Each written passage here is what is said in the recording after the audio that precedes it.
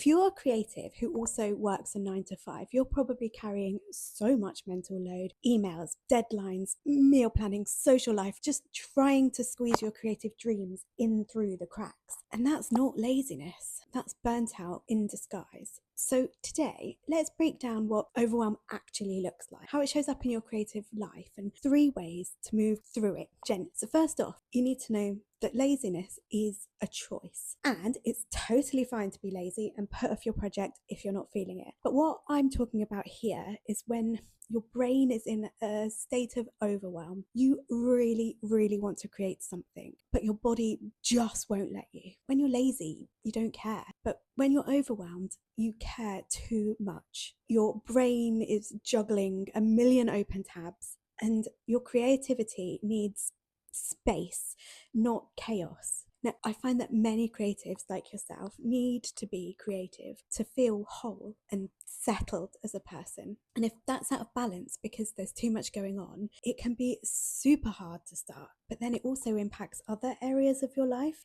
If you find yourself not coping with the small things, getting annoyed with colleagues over tiny little things in a way you wouldn't normally, just genuinely feeling out of sorts, I bet what you actually need is some more creativity in your life.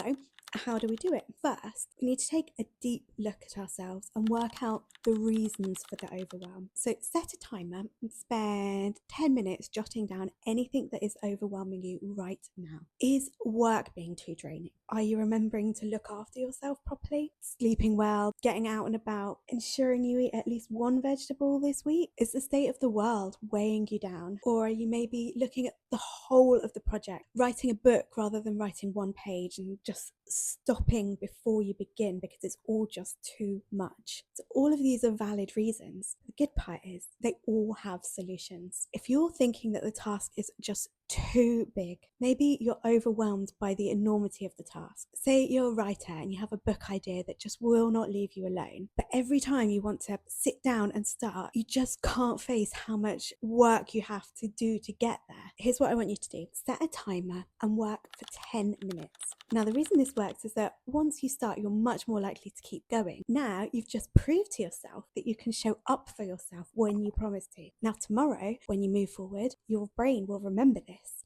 Are you exhausted by your 9 to 5? If work is the problem, is there anyone that you can talk to help you out? Are you going through a difficult time that will end, or is this ongoing? So there may be ways to fix it, or at least work through it. Are you able to go for a walk at lunchtime? Clear your head? Can you use your commute time to get inspired?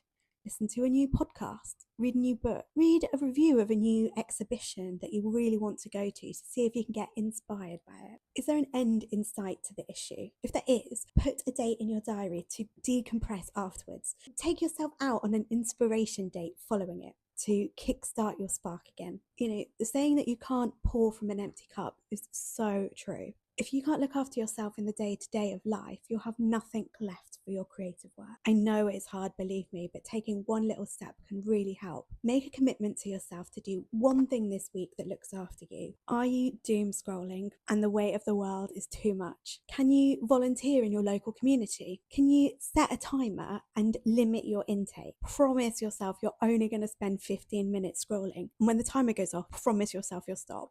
I know when I often feel down about everything, I realise I spent too much time on my phone and I need to take a break just to remind myself that there is good in the world. Are you mistaking rest for failure? Remember that rest is part of the creative process. Maybe tonight you can commit to going to bed early and actually going to sleep rather than reading one more chapter, watching one more episode. And then before you go to bed, write down one thing that you want to achieve tomorrow night when you get home from work. And now you can go to sleep knowing that you have a plan and that tomorrow you'll try. I promise you, small steps really will help. They can get you out of the overwhelm and back into a creative practice. You know, next time you call yourself lazy, stop and ask, am I actually just overwhelmed? Creative burnout doesn't need more discipline, it needs compassion. And the moment you start treating yourself with kindness, I promise you that spark will come back. Now, if any of this hits home, you might like my next video where I'm showing you the exact system I use when my energy is 0 and I still need to get stuff done. Subscribe so you don't miss it.